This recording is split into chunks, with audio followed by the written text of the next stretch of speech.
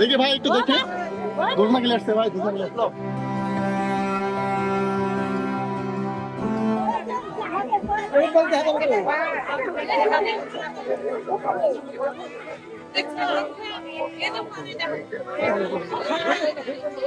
আমি আসি দেখি বাচ্চা মার ছোট বাচ্চাটা ওই সাইডে পড়ে আছে, বাবা গলায় দড়ি দিয়ে এনাতে পড়ে আছে।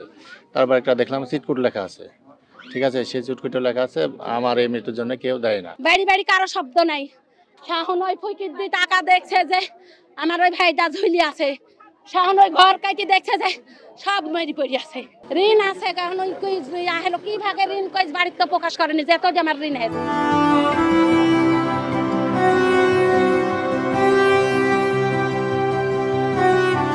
পদ্মা সেতু, মেট্রো রেল এবং এলিভেটেড এক্সপ্রেসওয়ে নির্মাণের গর্বিত অংশীদার বসুন্ধরা সিমেন্ট। তাহলে কেন এভাবেও যদি আমার বাড়িতে যেত তাও তো থাকতো, কেন একের কি হলো আমি কিছুই জানি না।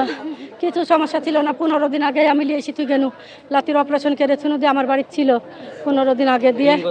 হ্যাঁ, ঋণ এমনি কিস্তি ছিল, ঋণ ছিল। ঘটনাস্থলে এসে আমরা দেখি যে উনার এখানে মানে মিনারুল ইসলাম, ওনার বয়স আনুমানিক 35-36 হবে।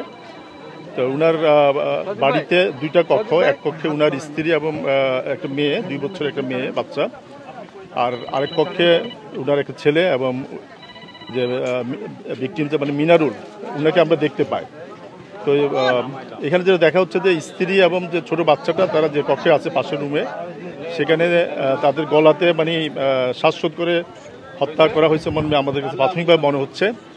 আর পাশের রুমে যেখানে উনি থাকতো ওখানেও ওই খাটের মধ্যে উনার ছেলেকে আমরা দেখতেছি, সে মৃত অবস্থায় আছে, সেও মানে শ্বাসরোধ করে হত্যার মতো মনে হচ্ছে। এবং ভিকটিম যিনি অর্থাৎ মিনারুল, উনি ফ্যানের মধ্যে ঝুলিয়ে নিচে একটা মানে আছে চেয়ার আছে, ঝুলিয়ে আত্মহত্যা করছে মনে প্রাথমিকভাবে মনে হচ্ছে।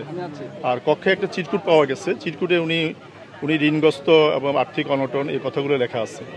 তো আমাদের সিআইডির ফরেন্সিক টিম এবং পিবিআই ওনারা আসছেন, ওনারা ক্রাইম সিনের আগে ছবি বা আলামতগুলো সংগ্রহ করার পরে আরও আমরা বিস্তারিত জানতে পারবো যে আসলে অ্যাকচুয়াল কারণটা কি।